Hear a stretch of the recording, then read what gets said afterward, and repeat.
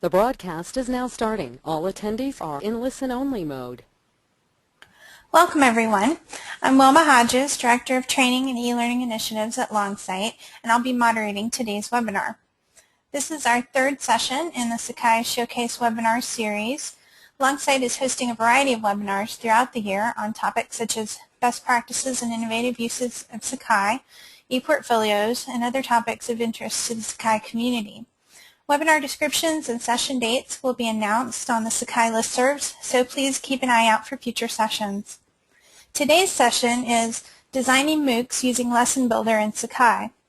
The New York Times called 2012 the year of the MOOC, or the Massive Open Online Course, and ever since then there's been a flurry of activity and debate surrounding MOOCs in higher education.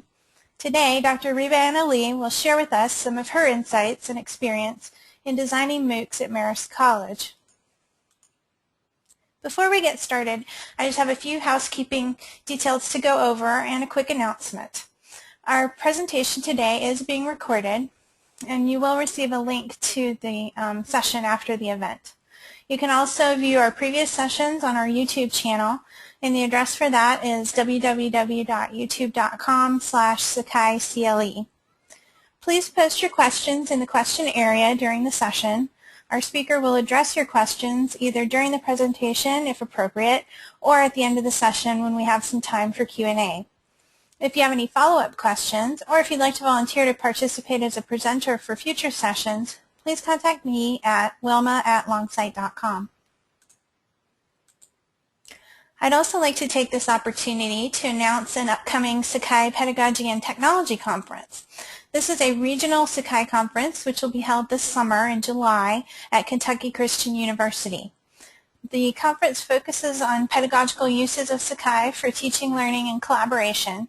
It was originally a LAMP consortium event, but it's now open to anyone interested in attending. So if you'd like to learn more, or you'd like to register for the conference, please visit their website at www.lampschools.org. Now let me introduce our presenter. Dr. Reba-Anna Lee is the Associate Director of Academic Technology and eLearning at Marist College. She manages the Office of Academic Technology and eLearning, which is responsible for overseeing a wide range of instructional technology initiatives, including distance learning, faculty professional development, and learner support. As the Associate Director, she guides her team on special projects and oversees the daily operations of the Sakai Learning Management System on campus. Before coming to Marist College, Dr. Lee taught college writing and Introduction to College Math at Argosy University. Her extensive background includes over 10 years of K-12 experience, as well as 7 years of higher ed administrative and teaching experience. Dr. Lee has presented at numerous national education conferences. She holds a Bachelor's of Arts in English Lit, a Master's of Education in Educational Technology, and a Doctorate of Education in Educational Technology. So before I turn over the presenter controls to Dr. Lee, I'm going to send out a couple of quick polls just to kind of get a sense of who we have in the audience today. Our first poll is what is your primary role at your institution? So I'll give folks just a second to go ahead and choose your answer. I see a lot of data coming in.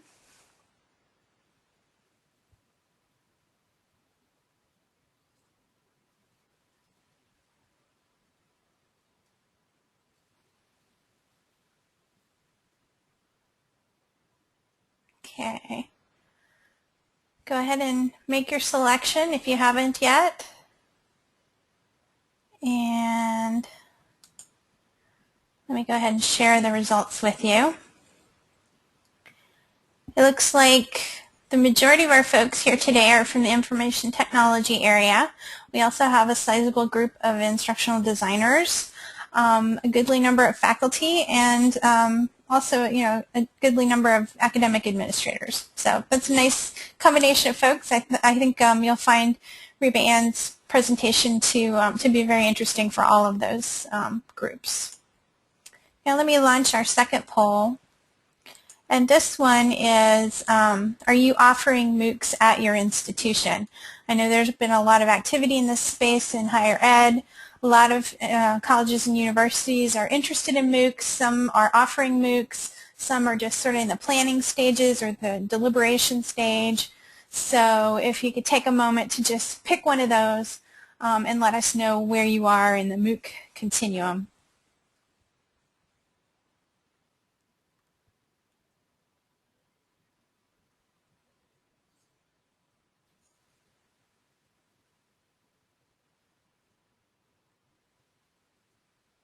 Okay, I'm going to go ahead and close the poll now.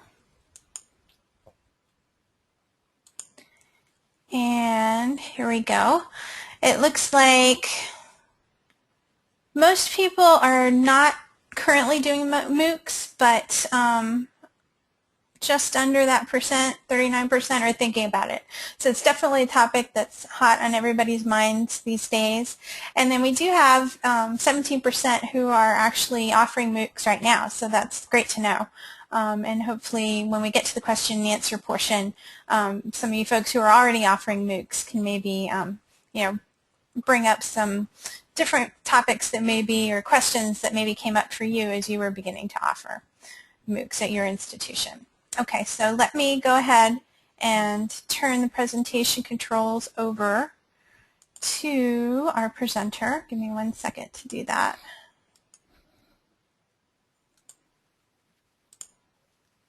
Okay. Reba-Ann, you should have the helm. Okay. Good afternoon, everyone.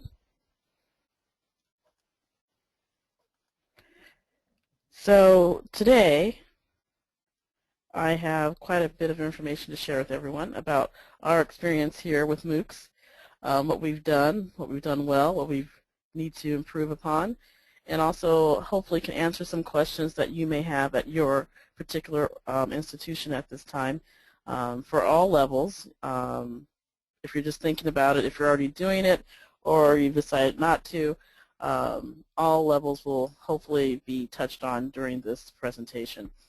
So the main point of this is that having a MOOC at your school, it's basically a journey that starts with one single step. And that single step is the discussion of, what is a MOOC, what does it involve for our institution, how can we do a MOOC here, do we need to do a MOOC, can we, outsource it, and things like that. So it's starting the conversation.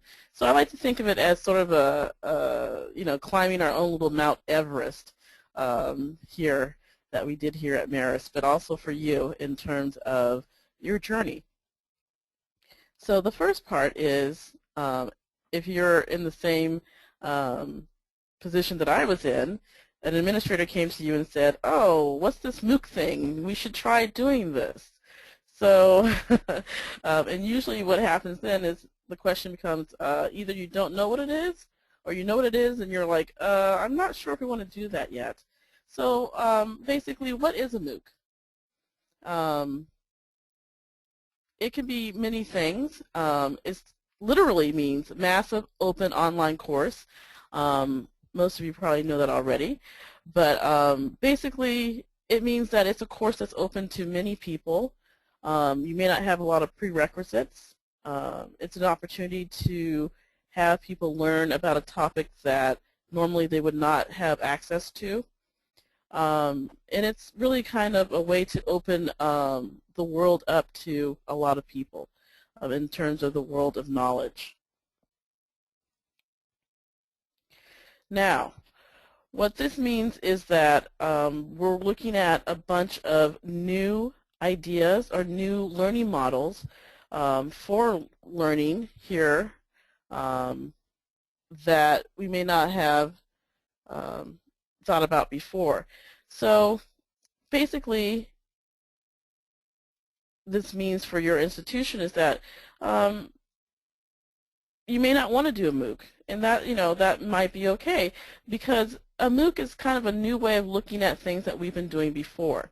And that's not a bad thing. That just means that we're taking a look at what we've done traditionally and saying, hey, we can just mix this up a little bit and make it more exciting and more interesting. Or we can keep doing what we're doing and add some new exciting parts to that. It doesn't mean all or nothing. It doesn't mean you have to do every class as a MOOC. It doesn't mean you have to completely ignore MOOCs. It means you can be somewhere in the middle, and that's kind of where we ended up.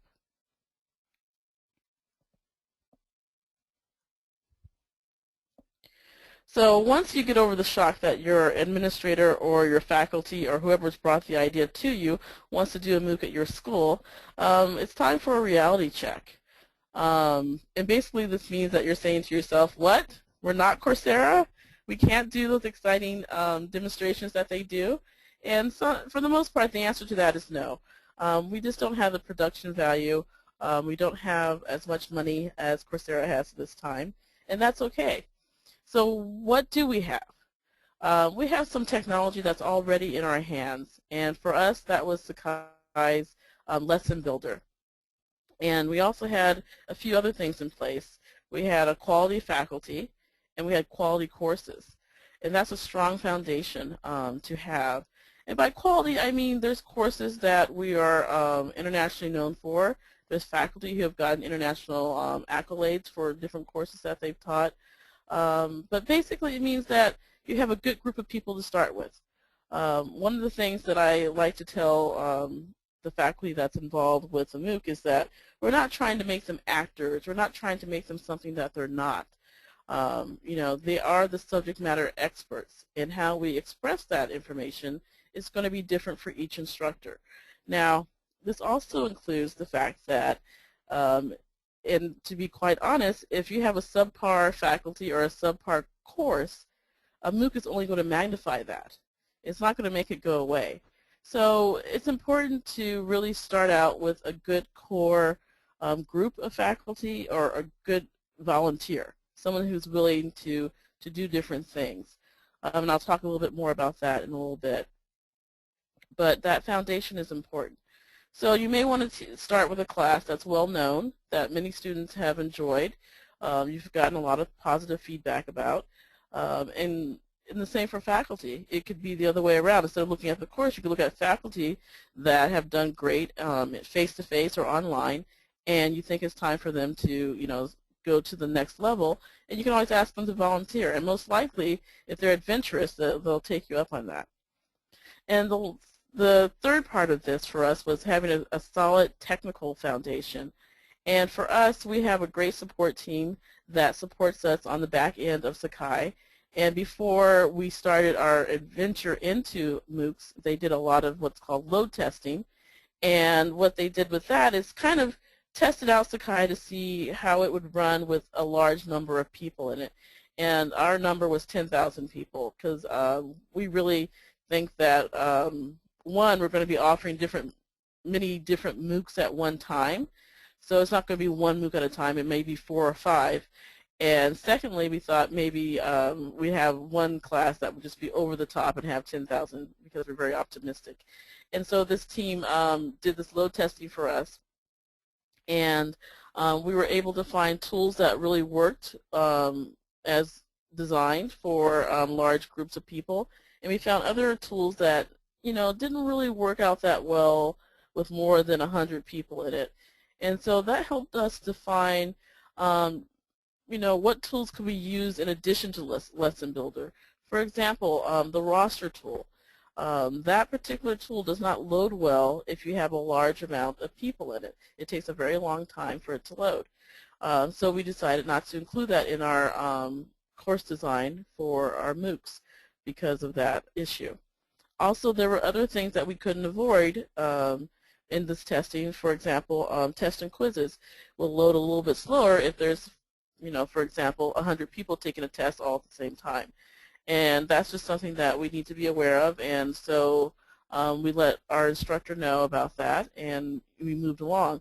But this is an essential part of running a MOOC, is making sure that your infrastructure can support a large number of people. Because remember, the idea, the main part of a MOOC is the word massive, and that means a large amount of people. So keep that in mind. So those are the 3 main things that kind of helped support our decision to go ahead and start designing a MOOC here at Marist College. Now, the second obstacle, well, sorry, not the second, the first obstacle we really faced was changing the mindset of faculty, administrators, and in some cases even students about what it means to learn. So we go from our traditional mindset of face-to-face learning, starting with the old schoolhouse that we used to have, and now we as institutions do have that foundation in face-to-face learning, and that has evolved into online learning. And online learning was cutting edge for a very long time, but now that's evolved into a different type of learning, which is MOOC learning. Now, is that saying this is better than online learning? It's just something different than the traditional online learning. And it's funny to say traditional online learning because, for a long time that wasn't the mindset. So MOOC learning goes into the learning of many different people at one time, taking a large number of people, sharing this information, having them share information with each other, and with your course facilitators as well, depending on how you run your particular MOOC. So for us, changing this mindset was very critical because you can't just take a face-to-face class and turn it into a MOOC overnight. You can't take a traditional online class and change it into a MOOC overnight. You really have to put some thought, discussion, and just general work into deciding what your MOOC is going to look like. And for us, the tool that made the most sense for us was to use Lesson Builder. But in some cases, you may find something different. You may find using a suite of different tools might work for your institution. But the key thing is just to shift that mindset, saying you're not just taking, the classroom and recording that and putting that online. You're actually going to be interacting with students in a different way. And that's a change in not only for faculty, but for our instructional designers who were very excited about this opportunity and really did a lot with the faculty in changing their way of thinking. And I don't want you to think this was something that happened overnight. This actually took several discussions because there was not a general understanding of what a MOOC actually was at the time. The faculty involved had never taken a MOOC. They had read articles about it, knew people who were teaching them, but themselves had never experienced a MOOC. And if you can take one thing away from this webinar, my advice to you is to take a MOOC. And I say that to everyone because you don't really know what you don't know about a MOOC until you actually take one. And there's so many choices out there, it's very easy to sign up for one. And the great thing about a MOOC, which I love, is that you don't really have to finish it. You can start it, but unless you're going for a certificate or if you have a specific goal in mind, you don't really need to finish it. So from an educator's point of view, taking a MOOC is more like research than actually taking a class. So definitely remember that. Always encourage your faculty, your administrators, if they want you to design a MOOC, tell them to take one. And then get feedback from them to see whether they enjoyed it or not. It'll help you to design your own MOOC when you move in that direction. It's very informative. Now, going back to what we have done here is that we looked at Lesson Builder, we looked at lessons, and we said what is going to be the best tool for the students taking the class. And we decided that Lesson Builder was great for one main reason, and that's having these seamless modules where students could go from point A to point D seamlessly without having to click here, click there, go around, go to different places. They were able to really just smoothly sail through the course site. And this is essential for students who are MOOC students because they want that ease of use. They really want to look at the materials and be able to go back and forth and really absorb what they're looking at. They want that knowledge. And you'll find oftentimes with MOOC students is that they're there for knowledge. There's a small percentage that's there for a certificate or credit or something like that, but they're all there for some sort of knowledge. And that's what makes it so exciting for me, is that they're there to learn something new. And I think that's really something that all of us can relate to as educators. Now the next step that we had was definitely a little bit more challenging, took a little bit more time, and that was faculty training. In the first run, the faculty person that we had a very strong mindset about what pedagogy was for his particular online course design. Now, what we did there was we had several discussions with him, and I'm not going to tell you that we completely changed his mind, but we were able to introduce him to some ideas and to have him adapt some of what he was doing in terms of what the students' needs would be. And so what we did there was, making his videos a little bit shorter. We're actually running this course again, and his videos were very long in the first version, and now he's actually gone back and redone a couple of them so they're much shorter for the student to watch. And that was something that we had feedback from the students on the first round that we, of course, had been telling him all along, but now that the students were telling him that, it made it a little bit more concrete. It's also important to have forward thinking, to be 1 or 2 steps ahead of the students and what they don't know they need it yet, but we're going to give it to them. And so in talking with our faculty person, we really had to educate him about the difference between a traditional online class and a MOOC. And unfortunately, we didn't have time for him to actually take a MOOC, but we definitely suggested that to him. But the fact that he was willing to give this new type of learning model a try was actually a step in the right direction. Now, I have 3 things here I have 3 things here. Forward thinking, that's important for faculty training. Time to learn. Do not rush this part of the process. Before you can design anything, there has to be an understanding of the pedagogy behind why things are changing, why students are learning this way, or why they're not learning this way. What do we have to really modify?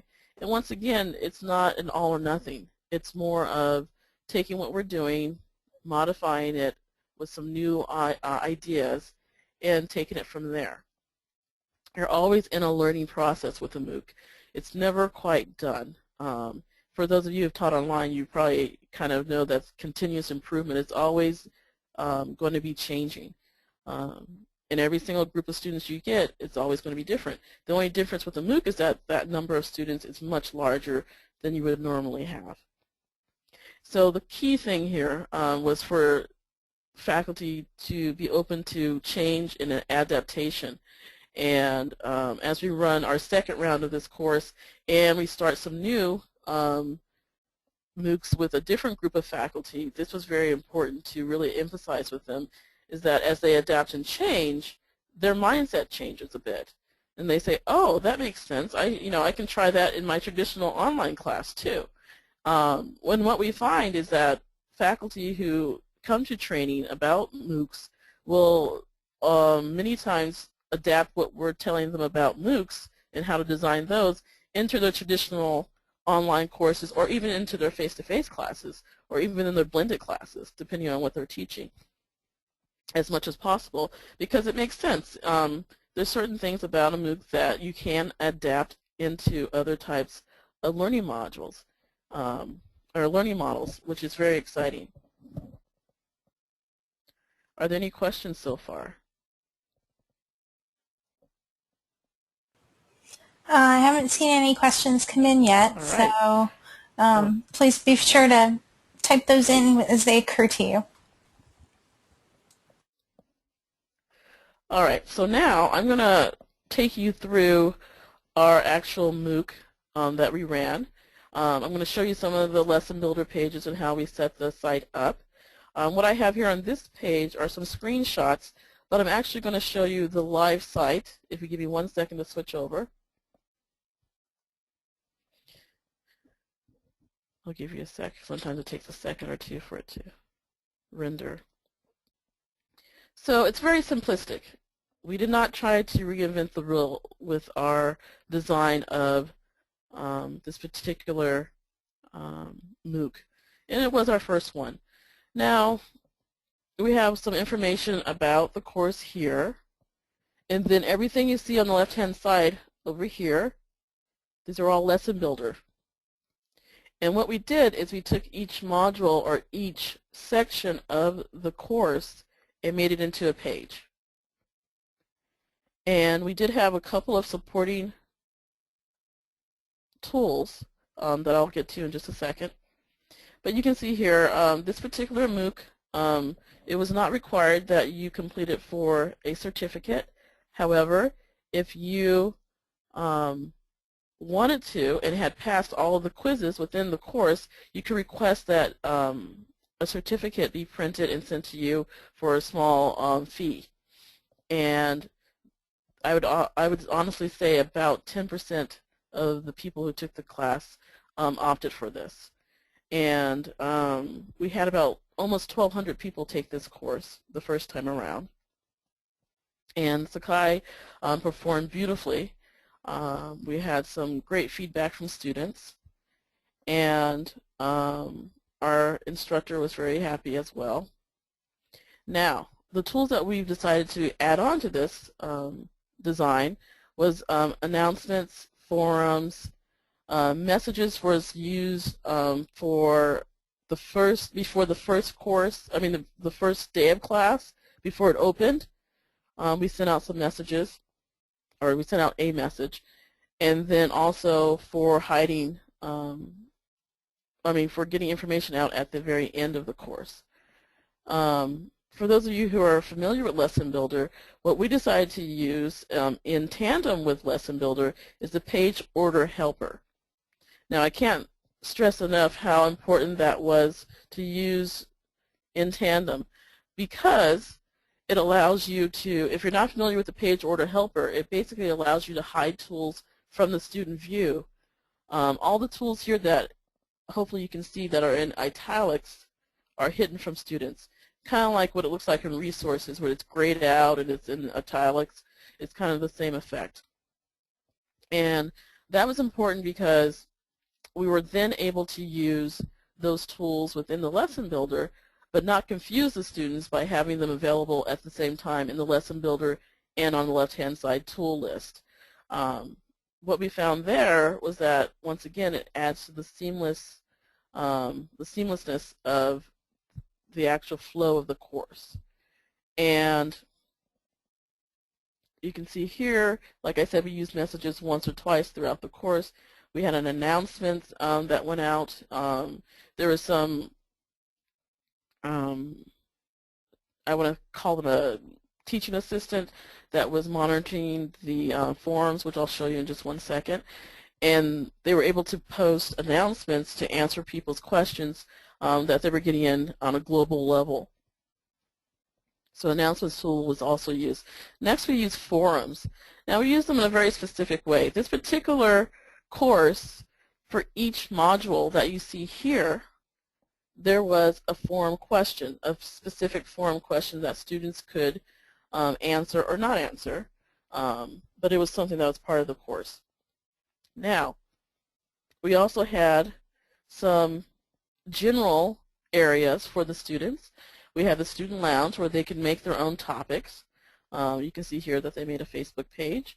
There was also the question and answer area, which was one section was general questions that were geared towards subject area type of questions, and then there was technical support, which my department was monitoring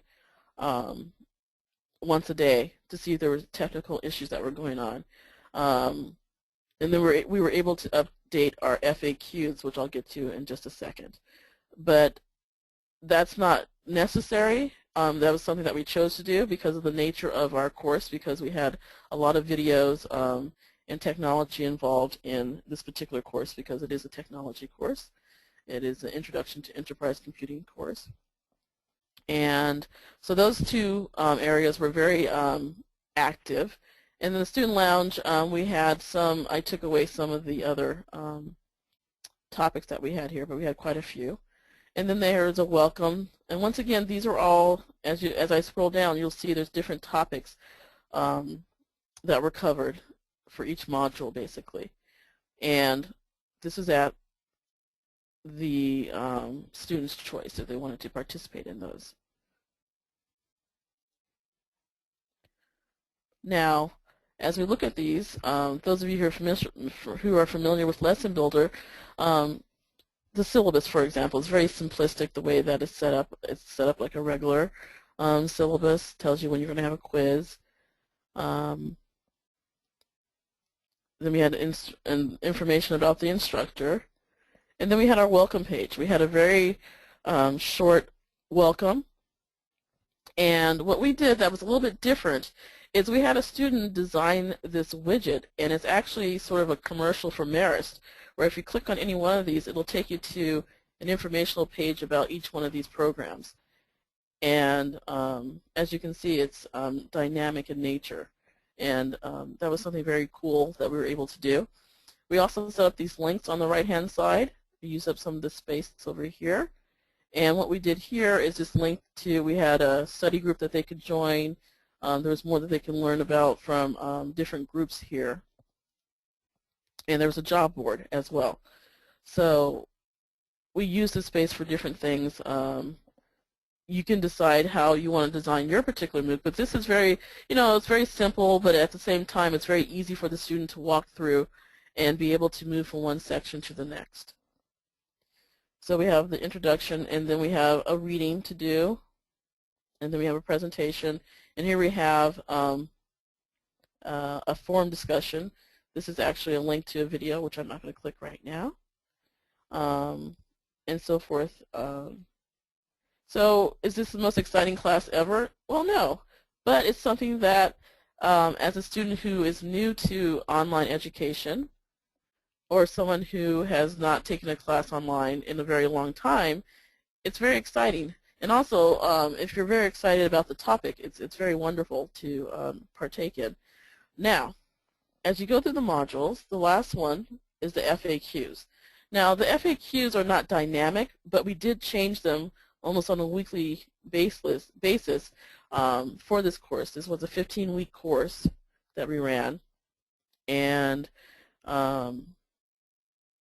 during that time, once a week, we would look and see what questions were being asked, and we would change them and add new answers for these questions. So some of the questions that you see here are not ones that we started out with, but at least we were able to add on to that list.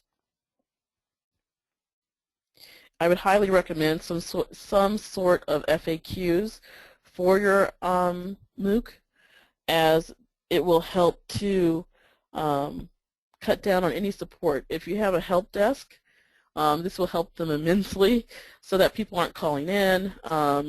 We do recommend that the least amount of support that you give them, the better. Most MOOCs run without phone numbers or emails for people to reach out to. They pretty much figure things out for themselves. But in this first run of this course, we wanted to be a little bit, we couldn't quite let go of that support part of it. So once again, your MOOC may not have as much support as ours did, but it worked for us. The second time around, we probably won't have as much. We'll probably have more FAQs, and we'll definitely cut back on the forums that we had in terms of the Q&A.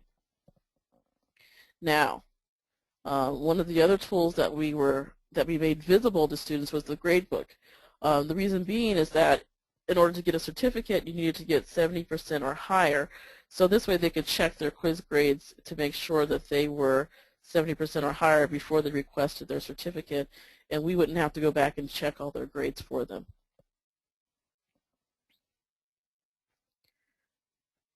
Are there any questions so far about Lesson Builder? Actually, we have quite a few questions that have come in. Oh, great. So let's see. I think you've already mentioned how long the MOOC lasted. This particular one was 15 weeks? Yes, it was. Okay. And the ones that were...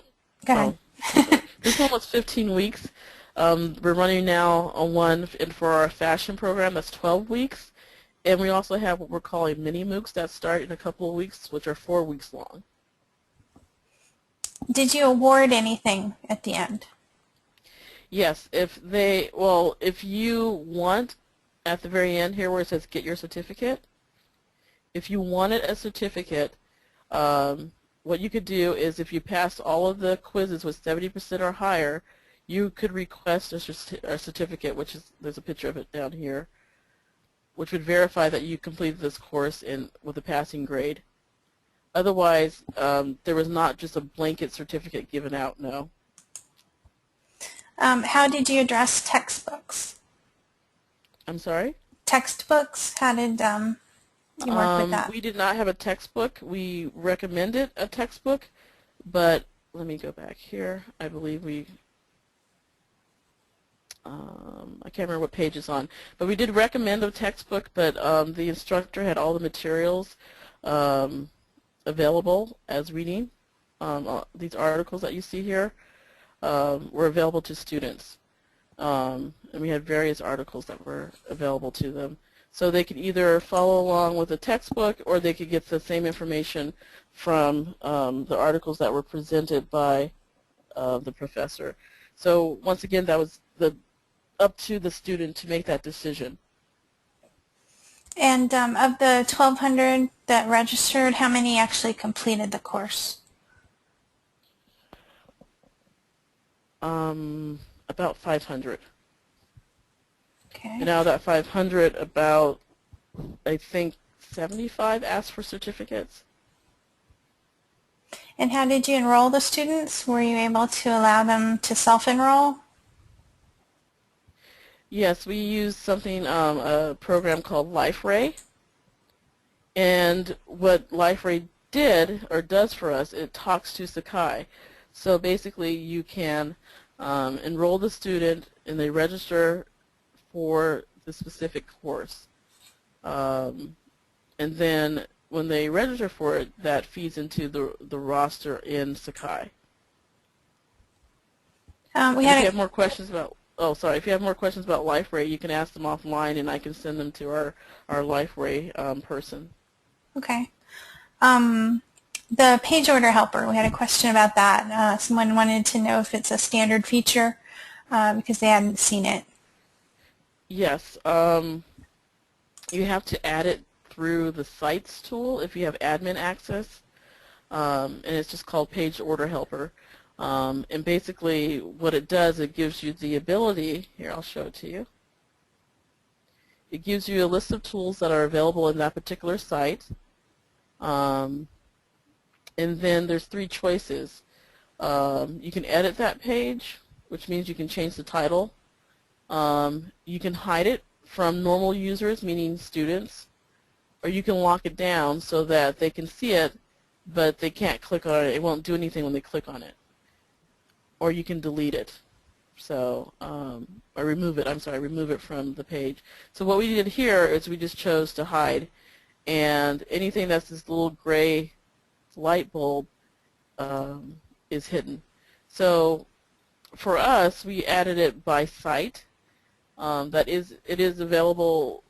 I don't know if you have someone who does your back-end technology for Sakai, but it is available for you to make available globally to everyone. But we have not done that here, so we have to add it individually to each particular site. It's a lifesaver, really, because if you want to use forums and tests and quizzes without confusing the students in a MOOC, hiding them from their view and just using them through the lesson builder really makes a difference. It sounds like you or someone monitored the forums for technical issues. Did the professor also monitor the forums, or was it done kind of on autopilot once it got started? The actual course-specific forums were on autopilot. Like I said, we did have a teaching assistant who answered the Q&A part of the forums. Those are general, course-related questions. And then you can see here we had a lot more technical questions, and that actually was answered by our instructional designer. Because at the time, I didn't mention this, but at the time, Lesson Builder was a brand new tool to us. And so there were some issues about the way that some of the pages were set up at first, like the first week. And so we had to get those fixed. So that's why we have so many questions in that particular forum. But I just want to point out that our instructional designer volunteered to monitor this particular forum. So it's up to you. The first time you learn a lot, and so the next time around she won't be monitoring it because it won't really be necessary to do, we feel. To answer, I'm sorry, to go back to your main question, the instructor did not interact at all with the students. We did have a teaching assistant, but for the specific forms that are down here, no one really monitored those. Okay. Did the videos impose any kind of system load issues? The videos did not have a system load issue. The main problem we had were they were there were Adobe, oh God, I can't think of the name right now. Like this video was produced by our media center. The videos that the professor had created already were done with Adobe, oh great, I can't think of the name of it. It's not, it's Captivate? Adobe I'm sorry? Mm-hmm. Was it Captivate? I was just throwing one out No, there. it's through Adobe though. But basically it did not work because it uses Flash on particular, like on iPads and things like that. So we had to go back and not re-record them, but kind of convert them to MP3s. So now anyone can use them and download them. So that was the biggest problem. But in terms of being able to open them and play them within Sakai, that wasn't the issue. It was just more of the platform it was recorded on. And a couple of other related video questions. Somebody wanted to know if the videos were captioned accessible for screen readers. The ones that were made by our, let me go back to the first one. The ones that were made by the Media Center were available. The ones that the professor had created have actual slides, PowerPoint slides that go along with them. However, we did not have transcripts for these particular ones. And that was an issue that we were faced with. And we don't have a solution in place at this time because we do not have any type of transcription service that we use. So that's still going to be problematic. And that's a great question because accessibility with the MOOC is very important. And we did have questions from students who did need transcripts. And so we kind of worked with them on an individual basis. And how did you embed the video on the page? We used the Add Multimedia, the little Add Multimedia button. But I did not create this page, so I don't. I just want to. I'm pretty sure. Let me just go to the edit and make sure I'm not telling stories out of school. I think she used the embed within the CK editor, so I did speak out of school. So yes, she used the embed code, but that might be something I have to double check with her, our instructional designer, and get back to you on that one. But I'm pretty sure it looks like she just used the embed code that the particular video had in the CK editor. We have a question about the FAQ. Were they mostly about course structure logistics, or were there also content-related FAQs? And what sort of staff was required to keep up with changing those out and, you know, pulling frequent questions out of the forums? Well, the answer to the first question, they are more operational than they are. They're about the course structure, about what happens if you lose your password, what if you can't see the videos, how to interact with other students, how do I keep track of the forum discussions, and how to use the watch feature. So they're very operational type of things. The more course-specific ones were done in the actual forums under the question and answer. You can do more course-related or curriculum-created FAQs. We just chose not to do that here. And I forgot the second part. Let's see, what kind of staffing was required to keep up with the, you said that you would update it throughout the semester. It was just two people. It was the teaching assistant that we had and the instructional designer. So between the two of them, they were able to keep it up to date. Okay. We had a question about the assessments. Were they all pretty much multiple choice type questions, or were there any written assessments? They're all multiple choice, true, false, fill in the blank. Definitely every single quiz where you can have Sakai automatically grade it for you. Right. Yeah, that would scale a lot easier. Yes, definitely. And was most of the interaction asynchronous? Were there any sort of real-time Yes. sessions? No, they were all asynchronous. There was no synchronous time. Okay. And let's see. We have sort of a philosophical question. What was the reasoning behind offering a MOOC in the first place? Our college president said to my boss, "When are we going to offer a MOOC here?" And then the computer science department said, "We want to run a MOOC because we heard that's an awesome thing," and the rest is history. But it's we're very lucky here in terms of our college president, who's very forward-looking, and he had heard about MOOCs, and he's like, "Why aren't we doing this? Let's get started on this." And he was very supportive. And then also, my boss got really excited about it, and then of course delegated it to me, and here we are. So it was very much driven by administration, and that can be different at every institution, where it might be driven by faculty interest or student interest. But most what I'm finding right now is that a lot of times it's the one or two administrators want to try it because they hear that something great about it.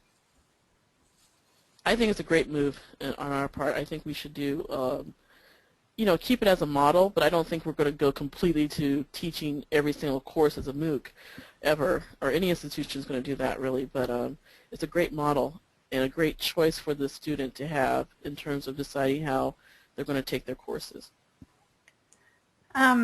What influenced the use of Adobe Captivate along with Lesson Builder? Did Captivate bring certain things to the instruction that Lesson Builder didn't already have? Actually, the reason why we used Adobe Captivate was that it's what the instructor had already recorded. So ideally, we would not use that. The instructional designer and I would like for him to go to the media center and actually develop all of his information and lectures that way. But we had to work with what we had, and he's gradually trying to redo them so they're shorter, like I said earlier. But it was just because it's what was already on hand, and we didn't really want to reinvent the wheel at that time because he had put a lot of time and effort into them. Right. But I would definitely recommend deciding on a format before you even start, or if they have something already in place, just really work with what they have, especially the first time around, because you can get caught up in that, and then 6 months will go by and you haven't run your MOOC yet. And speaking of videos, what is the longest video lecture you would recommend for a MOOC? Oh God, that's a good. I have a short attention span, so for me, like 10 minutes is great. But I think anywhere between 10 to about 20 minutes per subject. So what I mean, like for example, if you click on this, if every single one of these sections had 10 to 20 minutes, I think that would be great. But it depends on the subject matter as well. But I think that 10 to 12 minutes or 10 to 20 minutes is kind of where you're going to either stay, keep the student's attention or lose it. In terms of our introduction video here, that's only a few minutes. That's like 2 or 3 minutes. And I definitely recommend doing one of those for your MOOC, because you can put it in different places. You can use it for marketing. Ours are on YouTube, so it's very user-friendly in terms of you can use it in more than one place. And are all of your videos hosted on YouTube, or do you host any of them in another manner? We use a private channel on YouTube. So basically, if you're in the course, you can see them. Or if the professor gives you the specific link, you can see the YouTube videos. They're not public videos. But yes, we just use YouTube. How did you handle deadlines for assessments? Could they do them at any point throughout the course, or were there deadlines during the run of the MOOC? There were not deadlines. They could do them at any point. The way that we did set it up, and we used what I call light conditional release. They couldn't go on to the next page until they actually took the quiz. They didn't have to pass it with a certain grade, but they just had to take it in order to go to the next page. So you did kind of a conditional release for the different modules? Yes. We this time though, everything will be open. This time around. Let's see. Were students satisfied with the way the content questions were addressed in the forums? You mentioned that some of them weren't really watched. Was this a problem for anyone? We didn't get that feedback. They started answering each other. So one student would pose a question and then 2 or 3 students would answer. So they kind of started to self-answer, self-medicate, as I like to call it. Let's see. What other sort of feedback did you get? I know there have been a lot of mixed reviews about MOOCs in general, but what sort of feedback have you gotten from your students and faculty as a result of this one and other ones that you've offered? Wow, that's a good question. The feedback from faculty has been mixed. You have faculty who will never do a MOOC because they don't, think it's a good model. Then there's some people who were very excited. So what happened here was that computer science was the first school to do it, and then the fashion department heard about it, and they got excited about it, and they wanted to do a few MOOCs. And so now the fashion department has 5 MOOCs that are going to run, and then computer science has 3 more that are going to run. And it's kind of snowballing that way in terms of a certain type of professor gets excited by this stuff, and so they're the ones who are kind of volunteering to take part. So that's good. And then there's some people that their courses are very popular that we approached, and they're still thinking about whether or not they want to do a MOOC. As far as students don't really, how can I put this? The students that are here on campus don't really buy into it because they don't really understand. Our adult students and our students at a distance think it's great, and they sign up for it very quickly. But the traditional on-campus students, now they're getting involved in the fashion courses, but for the computer science they were not interested at all. But then we also have a lot of global students who took this course. So that was interesting to see. We had a couple of questions related to conditional release. A few folks wanted to know if it was available built into Lesson Builder, and if you made all the content, I think you touched on this earlier, all the content was conditionally released so that they couldn't get to the later modules. Yes. When you go, sorry, wrong thing to click on. Let's see, syllabus. When you make a page in Lesson Builder, once it's made, you can make it required. So once you make it required, it becomes conditionally released, meaning I'm in the syllabus, I can make this required so that then they can't go on to the next page until they've gone through, they've clicked on the syllabus. You can also, if this was not the first page, I could say do not release page until all prerequisite pages are completed. For the purpose of this webinar, I've removed most of the conditional release, but I'll, let's go to one of these here. There's 3. So now you can see here it says don't release page until all prerequisite pages are completed. So what that means is if I was a student and it's my first day in the class and I click on Module 3, it gives you a message that says you have not completed the prerequisites to open this page. So yes, it's built in. If you have a quiz, let me go to a page that has a quiz, and this is the part that I like. Let me see here. Give me just a second here, see where our quizzes are. But you can make it so they have to get a specific grade on the quiz to move on. Right here, when you go to, if you can see the little pencil, that tells me that this is a quiz. If I click on Edit, and it's not required, but if I click this require that student submits this assessment, that means they have to take this quiz before they can go on to the next page. Then I could be as specific to say that the student has to get, 50 points on this assessment, and it's worth like 100 points or something like that. But they have to get a certain score in order to move on to the next page. So there's conditional release or light conditional release from page to page, but then there's more in depth as you go into the different items that you add to the page. You can actually make each individual item required. So you can get as detailed as you would like. Okay, it looks like we've got about 5 minutes left. All right. We do have a few more questions, but I want to give you a chance if you had any kind of wrap-up remarks, or do you want to take a couple more questions? I do have some wrap-up remarks. Just take 1 minute with that. And let me just grab, let me just move through this. Don't look if you get seasick. All right. Okay, let me go back one.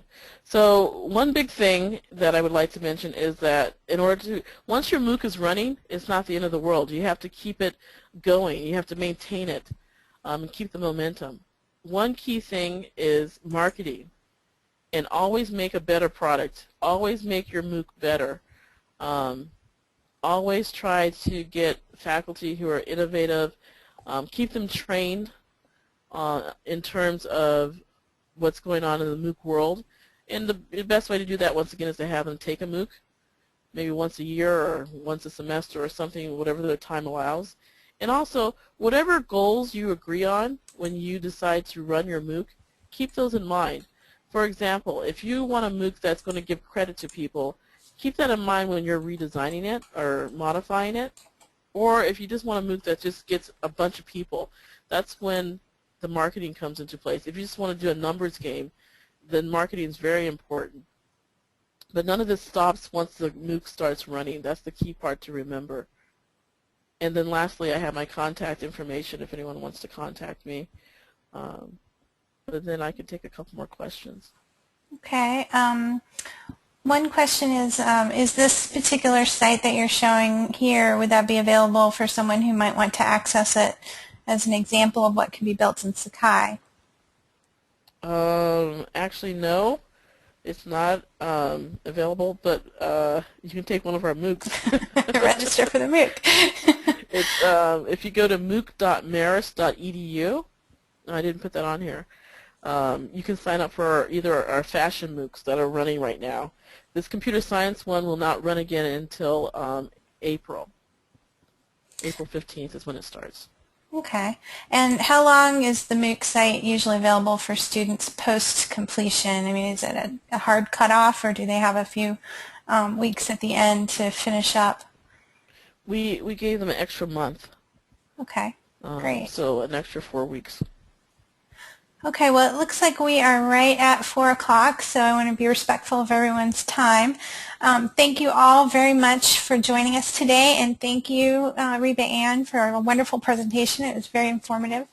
If we didn't get to your question today, please feel free to email me or contact Reba-Ann directly, and we'll try to get those remaining questions answered. But again, I thank you for joining us, and I hope you'll attend our next session. Thanks. Thank you.